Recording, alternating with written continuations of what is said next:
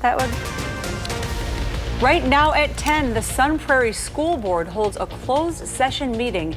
This is hours after the former dean accused of sexual misconduct appears in court. And Judge Susan Crawford takes the bench, the first case she overheard on a Wisconsin Supreme Court justice. Plus, the Packers face the Lions this weekend at Lambeau. How the green and gold are handling the upcoming pressure. That is all coming up on News 3 Now at 10. Good evening, and thank you for joining us, everyone. I'm Sarah Carlson. And I'm Eric Franke. Today, as students in Sun Prairie return to school, parents and community members gathered at the district as well, protesting outside of tonight's school board meeting as they respond to the charges facing a former staff member. Our Maddie Himes brings us their concerns as they send their children back to campus. The school board meeting a closed session tonight, but that didn't stop this group of parents from showing up to the administrative building, asking board members on their way into the meeting to address the district's handling of accusations of sexual misconduct against former Sun Prairie West Dean of Students Robert Gilkey Meissegeyer. We need the board to start holding the district accountable. It wasn't their fault to start with, but now it's time to act. It comes as Gilkey Meissegeyer appears in court today, pleading not guilty to 13 counts of possession of child pornography and 2 counts of child sexual exploitation. He will enter pleas of not guilty to all counts. A criminal complaint alleges that multiple underage students were victims of the former dean's misconduct, and that district leadership dismissed a tip regarding his actions earlier this year, calling it unsubstantiated and never forwarding the report to police. I really hope that the people that were mandated reporters that really swept this under the rug and didn't do their job are held accountable. Last week, the district announced that some staff members were put on leave due to the investigation, but didn't disclose how many or identify any of them. And if it comes out that they knew about some of these things and didn't report it, that we find new leaders that can come into the school district and really be accountable and really be there to protect our kids. Leaving Sun Prairie parents sending their kids back to school this week to demonstrate. Personally, I'm not comfortable with the students being there until the school is deemed safe by either the police in their investigation or by action by the board. Parents are planning to attend the next school board meeting as well. That's an open session meeting coming up on Monday, the 8th. Reporting in Sun Prairie, I'm Maddie Himes, News 3 Now. Maddie, thank you. And a spokesperson with the Sun Prairie School District says that this week, all high schoolers will participate in safety lessons designed by the RCC Sexual Violence Resource Center. Mandatory reporter guidelines have also been reinforced with staff. Now to an update on the homicide investigation in Mazo, Maine. The Dane County Sheriff's Office says 70-year-old Thomas Muckler was killed by a 23-year-old man who broke into his cabin. It was late last Thursday. Muckler's body was found at the cabin along Dunlap Hollow Road. The sheriff says there's no evidence that the case was targeted or that the two men even knew each other. Police later shot and killed the 23-year-old man after a standoff up in Marinette. The Wisconsin Department of Justice's Division of Criminal Investigation is now leading the probe into that shooting. The name of the 23-year-old suspect has yet to be released. And we have an update for the water rescue at Warner Park Beach. The Dane County Sheriff's Office dive team has now recovered the body of a 33-year-old man. Authorities say he was first reported missing just after 5:30 last night. Crews resumed search and recovery efforts this morning using divers, sonar, and an underwater drone. The name of the missing man has yet to be released. A Sun Prairie police officer was injured while taking a suspect into custody. This morning, officers were called to a home near St. Albert the Great Drive and School Street for reports of a disturbance. The caller told police that they had been struck on their hands and head by a 22-year-old man. Officers found that man 2 blocks away from the home, but when police tried to arrest him, he resisted and bit an officer on the elbow. The 22-year-old is now being held in the Dane County Jail. And we now know the identity of the motorcyclist killed in a crash yesterday on the Beltline. 20-year-old Tyler Lind died from injuries suffered in that crash. It happened on U.S. Highway 12 and Airport Road about 11:30 a.m. The crash remains under investigation. Now, rain is in the forecast ahead of a cooler weather pattern entering our region. And so, Alex, when can we expect the showers and the cooler weather? We can expect the showers a little bit later in the evening. Cold front is working its way through the northern part of the state. By the time we get to 4 o'clock in the morning, a few isolated showers building out ahead of that front. And as we get a little bit further into the morning hours, as we head towards 6, 7, 8 o'clock, we see a couple of periods of showers along that cold front. front stretching from the Dells down to Mineral Point, down to Platteville, just west of Madison at 8 o'clock in the morning. That front's going to continue to work off towards the south and towards the east with showers, maybe a thunderstorm or two, especially along the Wisconsin-Illinois border as we head towards noon. Following that, then the skies will become partly cloudy. The cooler air is really going to start to fill in as we go later into Wednesday, going on into Wednesday night. Radar 3000, we call this ground clutter. This is just sensitivity that you see in the radar. This isn't anything that's falling from the sky, at least not at this point in time. But again, that's going to change as we get into the early to mid-morning hours of Wednesday. Then behind that cold front, look at temperatures by the time we get to Friday. 60. Our normal low temperatures this time of year are in the 50s. So our highs on Friday are very, very close to our normal lows for this time. And it's going to be a slow crawl all the way back into temperatures a little bit closer to normal. We have another good chance for rain on Thursday night. The very latest using FutureTrack showing you when we can expect that rain is also coming up in just a few minutes when I come back. All right, thank you, Alex. Wisconsin Supreme Court Justice Susan Crawford overheard her first case on the bench today. The case was centered around the Fourth Amendment and whether a person is entitled to a reasonable expectation of privacy with data uploaded to a Snapchat account from their phone. Justice Crawford was formally welcomed to the bench before getting to work. We have a new justice with us today. Justice Susan Crawford, welcome. You look right at home down there.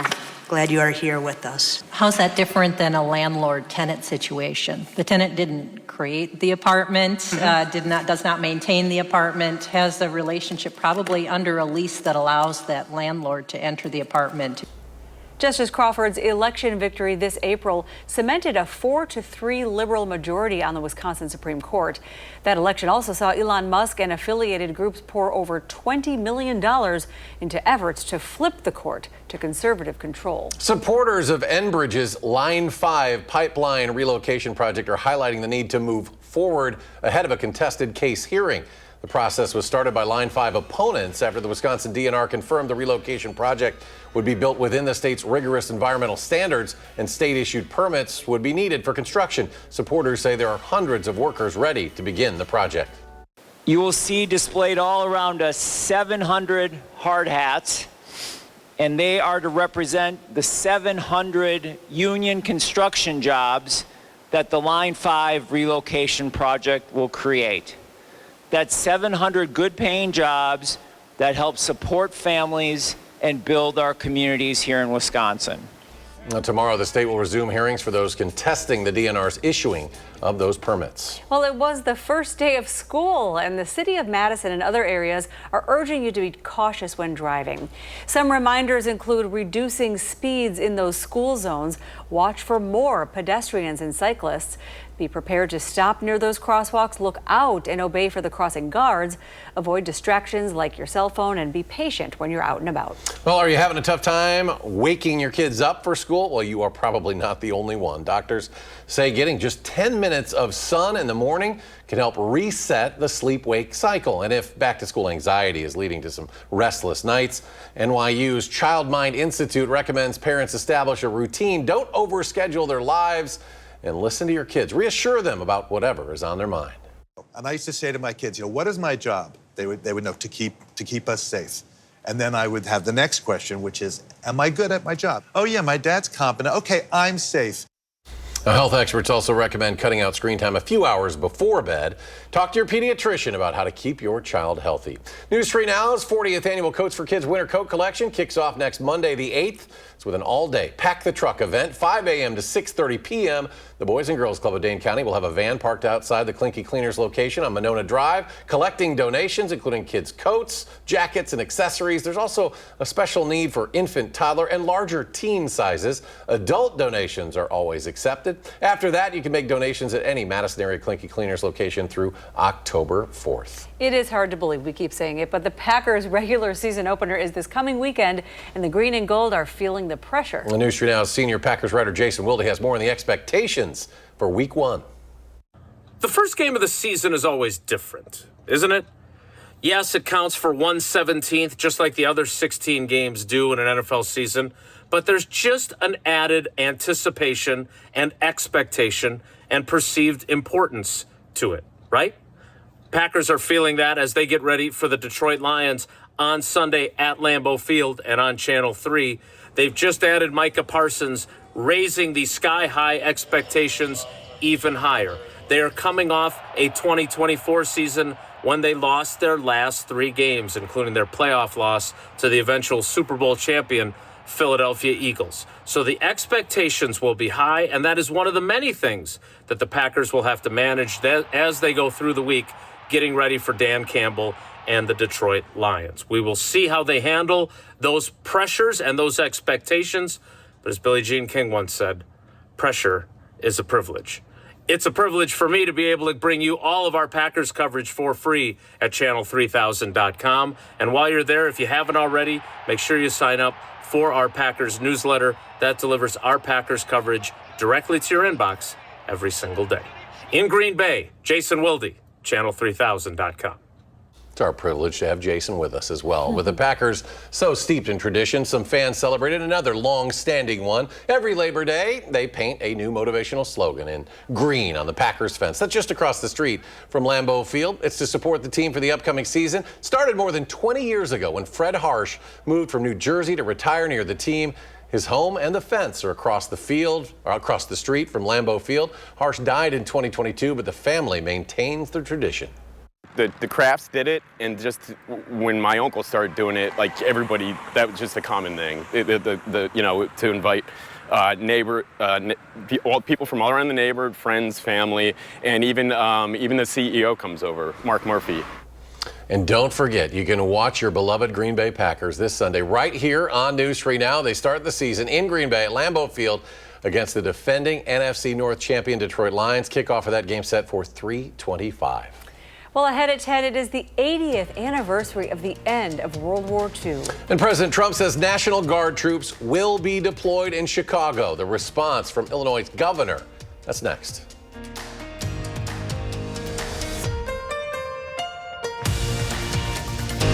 You're watching News 3 Now at 10. Today, President Trump confirmed he plans to send federal troops to the streets of Chicago. And that news was met with resistance from the governor of Illinois, who says troops are not welcome. Torian Small has more. Forward as rocket. President Trump announced on Tuesday that he is moving U.S. Space Command headquarters from Colorado to Alabama. This decision will help America defend and dominate the high frontier, as they call it.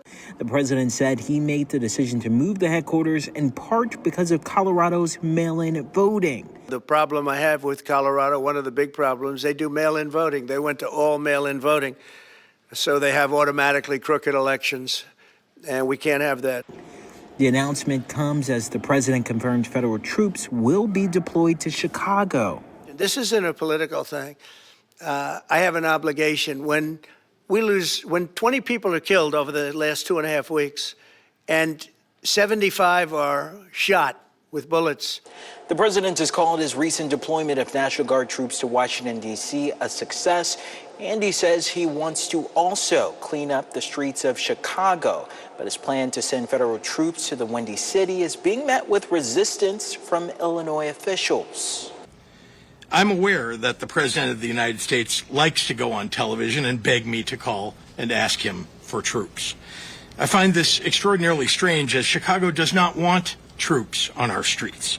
The Illinois governor's remarks come one day after Chicago residents spoke out against federal troops at a Labor Day rally. President Trump said Tuesday that in addition to Chicago, he's also considering sending federal troops to Baltimore. Torian Small, CBS News, Washington. Well, today marks the 80th anniversary of the end of World War II when Japan formally surrendered. A number of surviving veterans, ranging in age from 97 to over 100 years old, laid wreaths at the World War II Memorial in Washington, D.C. to pay tribute to the more than 400,000 Americans killed during the war, as well as to the millions of American military members who helped lead the Allies to victory. When you're with others, tell them about us. Tell them about what you saw and experienced here, and read on to find out more about us.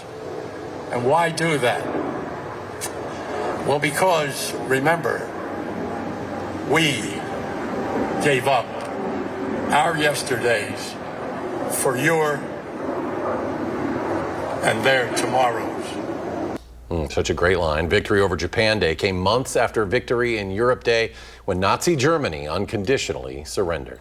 Turning to weather, it was a nice holiday weekend, but big change on the way for the forecast. That's right, Alex. When can we expect the chill to enter the region? You're going to start to feel that as early as Wednesday, as temperatures will start off around 60. That's pretty mild for this time of year to start off right around 60. But all we're going to do is 66 for a high, and then the temperatures are going to start to fall later Wednesday afternoon. All we'll do for a high 60 on Friday, and then slowly, degree by degree, work our way back up to what you might consider normal for this time of year, way late in the 10-day forecast. So a chilly period of weather is on its way to southern Wisconsin. Radar 3000 looks busy, but this is ground clutter. This is just sensitivity in the radar. We don't have any showers, no thunderstorms yet in southern Wisconsin, but eventually we'll start to see a couple isolated showers, maybe a rumble or two of thunder start to work its way into the forecast by the time we get to 4 o'clock in the morning. I have that saying, we all stand the chance of getting wet, just not everyone's going to see rain or get wet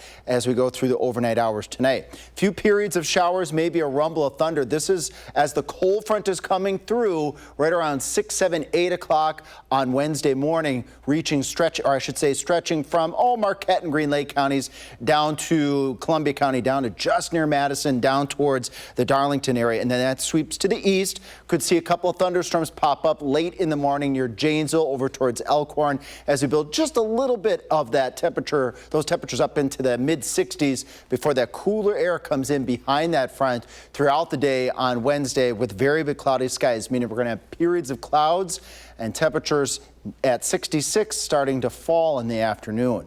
Along and ahead of that front, get ready for gusty winds too, gusting upwards of 20 to 30 miles per hour. So kiddos, get ready for that. Parents, get ready to dress your kids a little bit out on the warmer side as we go over the next 48 hours, because look at Thursday morning, 7 o'clock at the bus stop. 42 degrees in Madison, 41 in Camp Douglas, 41 in the Dells, 45. That's the warmest I can see here, projected by Future Track in Monroe as we go into Thursday morning. So very fall-like. Then Thursday night, look at that. We're seeing widespread chances for precipitation as we go Thursday night into the very beginning of Friday, and we can track that weather system too. A bit more on the widespread side in terms of aerial coverage, meaning more folks see showers as we go into Thursday night. But it's a quick moving weather system. By the time we get to 2, 3 in the morning, we're already seeing the end of those showers out towards the Mississippi River. And by 6 o'clock in the morning, those showers are gone. Best chances for appreciable amounts of water, a quarter, maybe half inch at most. The greater chances are going to be north of the Dells up towards central Wisconsin because of the quick moving nature of these fronts. And that's not uncommon when you have that fall type pattern. Quick moving weather systems bring small chances for rain and reinforcement of that cool air as we go into the upcoming weekend. Temperatures only in the 60s, and we slowly work our way back up to 74 by that Friday, way out there in the 10-day forecast, and the lows getting back into the 50s. But don't forget, Sunday, big day in Green Bay. Halftime, our temperatures will be in the 60s for the game, so bring the shades. You'll need that because it'll be a sunny day, but you might want to also bring a light jacket too. All right, thanks, Alex. All right, we'll be right back with sports.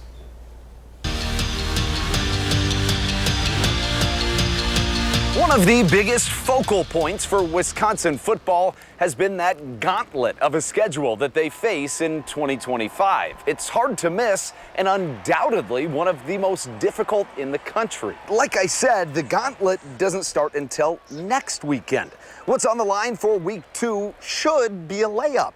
The Badgers host Middle Tennessee State, a Blue Raiders squad that lost to Austin Peay, an FCS school, in their season opener by 20 points at home.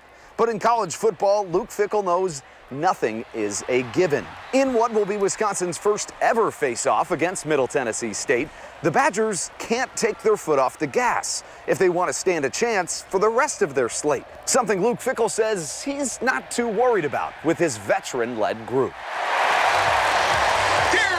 We understand that this is a progression and we have to get better in all things that we're doing. And you just really rely upon those guys. Like if you want to know the truth, like I'm probably more animated and a little bit more on edge on practice yesterday and today than then maybe I will be as we get into the nature of the Big Ten schedule. And it's just to make sure that we all are on the same page, coaches and players, to understand like this is an incredible journey, and we got to take advantage of every opportunity, regardless of whether it's practice on a Tuesday or Wednesday or it's a game on Saturday. We know where we have to get to, and we need every opportunity to get there. And I think our guys understand that. There's a group of leaders that definitely embody that. It's a locker room full of leaders that will have to make up for the fact that their quarterback, Billy Edwards Jr., will likely be sidelined this weekend with that right knee sprain. If he can't go, Luke Fickell says Danny O'Neal will be the guy under center on Saturday. That game at 3 o'clock right here at Camp Randall, and we can't wait. We'll have full coverage right here on News 3 Now. But for now, at the camp, Andrew Banstrut, News 3 Sports. You're watching News 3 Now at 10. Well, this is an interesting one. Look, an elephant at the Milwaukee County Zoo needed assistance to get off the ground. The elephant named Ruth apparently could not get up on her own. A front end loader with hay had to provide a little push to help get the animal out. She'd been on the ground for more than an hour. I mean, I'm not gonna lie, this is me getting out of bed in the morning some days. Ruth, though, was born back in 1981 and arrived at the Milwaukee County Zoo in 2006 from the Gladys Porter Zoo. That's down in Texas. The public was not allowed near the elephant habitat for a while, but by afternoon, people could return to the area, and we understand she's doing okay tonight. Oh, wow. But yeah, I mean, they get a little older, and you know, like all of us, need a little assistance. Like all of us, hey, need a speak little for help. yourself. Need a little, yeah. Well, we'll all be there at some point. We'll all be feeling that way when it's cold out. Yeah, our bones are going to be feeling it on We Thursday. go from being so happy about the forecast to what the heck is happening? What is going on? Yeah, this taste of fall.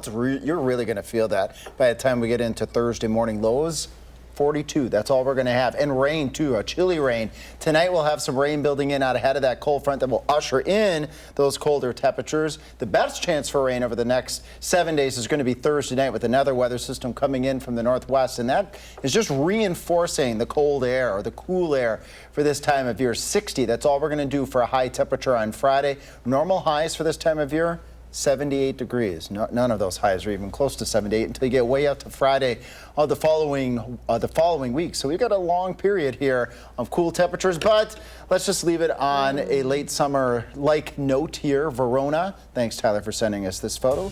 All you gotta do is scan the QR code and you can share photos. Beautiful. Yeah. Thanks for watching, everyone. The Late Show with Stephen Colbert is up next. Our next show is tomorrow at 4:30 in the morning. You can always find us streaming